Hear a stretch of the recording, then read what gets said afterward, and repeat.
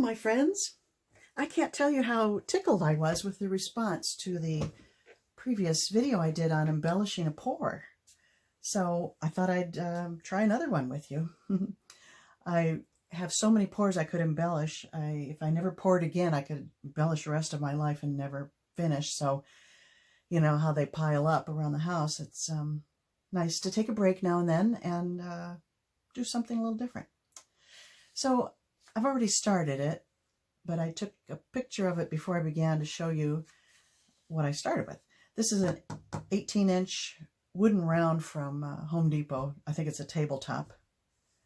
Kind of heavy. I don't know how I feel about it, but anyway, I just did a ring pour, black, white, and gold, and you know, it was okay, but nothing too exciting. And it's in the way. I've been tripping over it for months, so I thought, what can I do with it? And I came up with this idea. So I've already started, as I said, a winter scene on here. I began by chalking in a horizon line, and then I watered down some white paint. And by the way, I'm just using cheap Flow Art acrylic paint. I know every pourer has this stuff, so I'm just using black and white. Keep it simple. I watered some white down, and I just went across here and feathered it out, kind of followed the lines of the pour, just to kind of create a hazy horizon line of sorts. I'm not sure what this is, if it's frozen tundra, a lake, who knows? It's abstract, who cares? Next, I put in some distant trees in the background, just tree shapes, just with black. I just dabbed it in. I'll show you here. I don't want to add too many more, but I'll put somewhere. You'll add, well, I want to start fresh. I'm sorry. Think about it.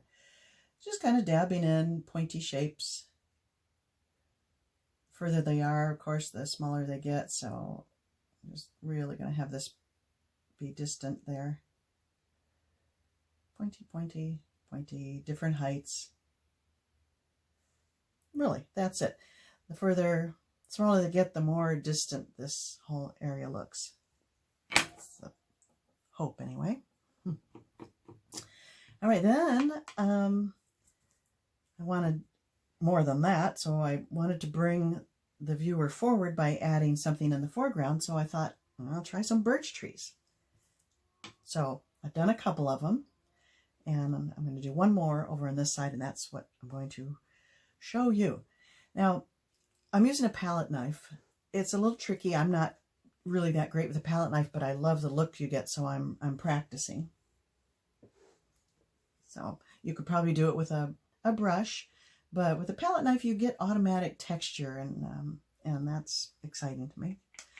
So starting with the white, oh, and I've chalked in some lines. I take my palette knife and just run my guidelines, 2 guidelines, but for the purpose of demonstration here, and you may want to do this as well, I just chalked in lines for my birch trees, starting a little bit thicker there, getting a little thinner for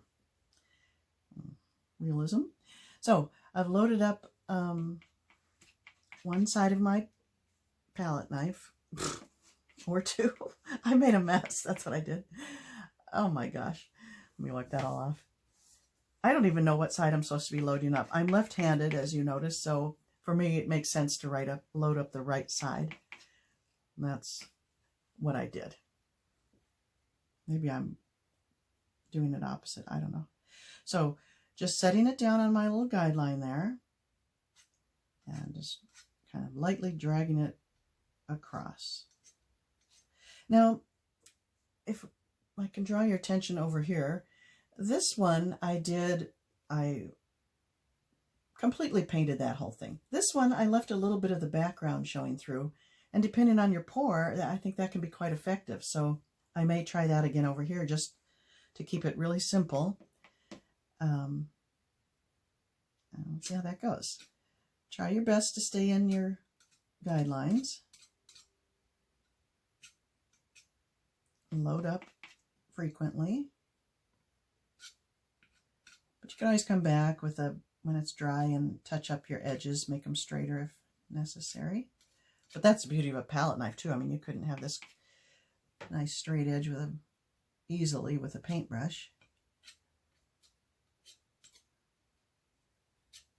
So I'm just kind of lightly scraping the surface. Not scraping, trying to cover. Once you get your guideline, then you can fill in a little easier. And I think if you put it on a little thick, you'll have some texture and something for the other paint to grab on. So we're going to come back with kind of a black mixture. I have to turn this around. I hope I'm still on the screen. As you also know, I'm very new at this technical stuff. I'm not good at it either. So I hope you're not going to be watching this upside down. I tried to set it up so it was over my shoulder, but I was getting terrible shadows, so that didn't work.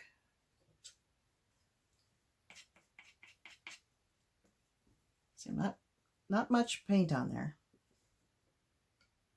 And I am going to let some of my pour show through.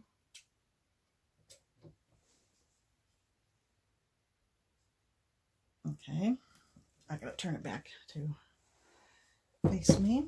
I could leave it like that, but now it looks funny compared to that, so I better try to do a similar thing. I'm leaving the white on there. Now I'm gonna dip it in the black, just kind of chop it in, chop off excess. And now the nerve-wracking part, come back to one of your sides, and I'm going to kind of skim it across the top of the wet paint. So you do have to work kind of fast if you're working with acrylic. I'm more comfortable with oils, but using acrylics here. Okay, set it down and kind of skim.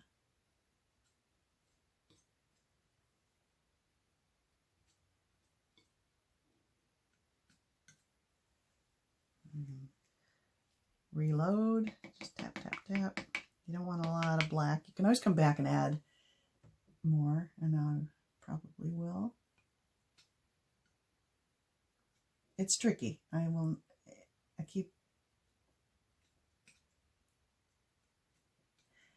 probably don't keep the palette knife flat enough, but I really want to learn how to do it because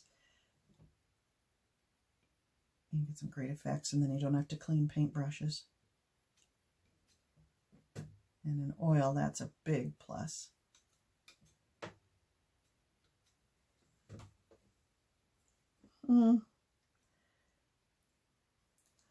That's okay. I think it needs, I'm going to add more white. I think I went a little heavy on the black there.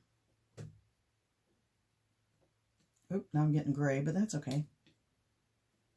I don't want a variety of colors there.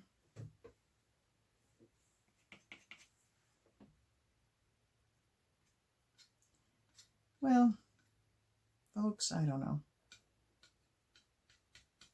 As you can see, I'm learning too, just playing along. I'm going to call that good. Yeah, it's not, but good enough. How's that?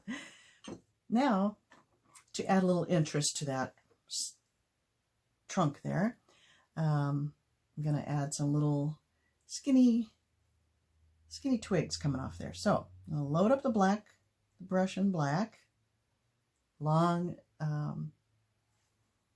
liner brush. I'm going to dip just part of it in white, so I have a blend there. And then this is when being nervous comes in handy, because you can just make these squiggly little lines. They can go any which way, and it works.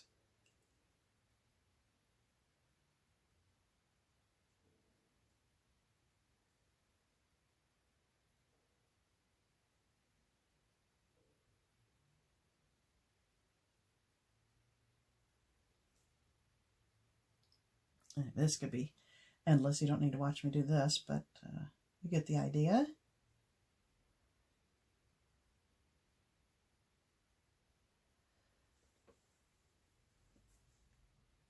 I like that with the white. It looks like a little bit of snow on there.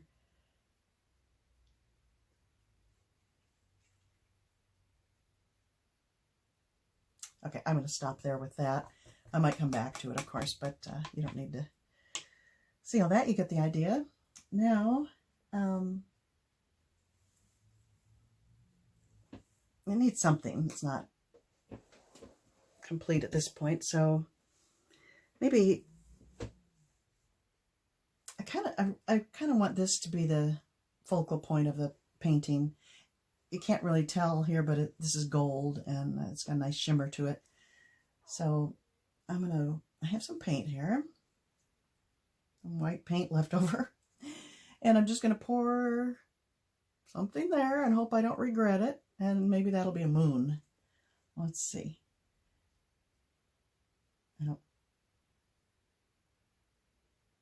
Hopefully I'll get a round shape. Oh, I've got an oval moon. Oh my gosh. Oh my word, what did I do? That's not good. How did it? It's supposed to be round. Huh. That's disappointing. Oh well. I don't want to mess with it. I'm gonna let it just relax and see what shape it ends up. I could always, when it's dry, I could always make it really nice and round. Oh dear. One more thing I thought I might try is flecking. Let's fleck some snow over the whole thing to kind of tie it together. So I'm going to take the white, good amount of white. I'm going to add a good amount of water to it, water it down.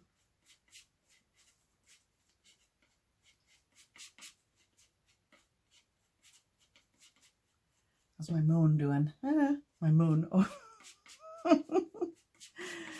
Oh dear, if I wish I knew how to edit, I would edit that out. Oh gosh, I just dropped something into a bucket of water.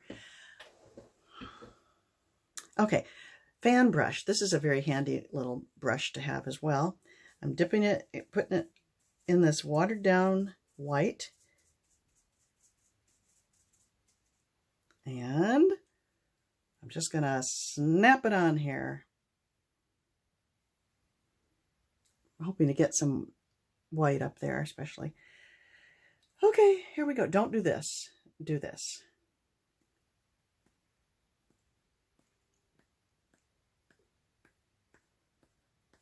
So much white on the painting, you can't. And it's all over my table too now. But that is what I wanted to get up there.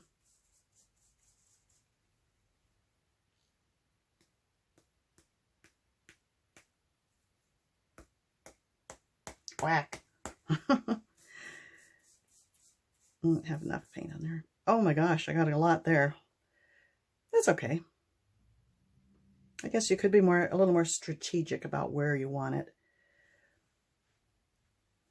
I have a little snow flurry over here, I guess, huh? Over there.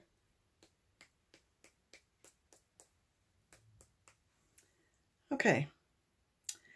I'm regretting the moon.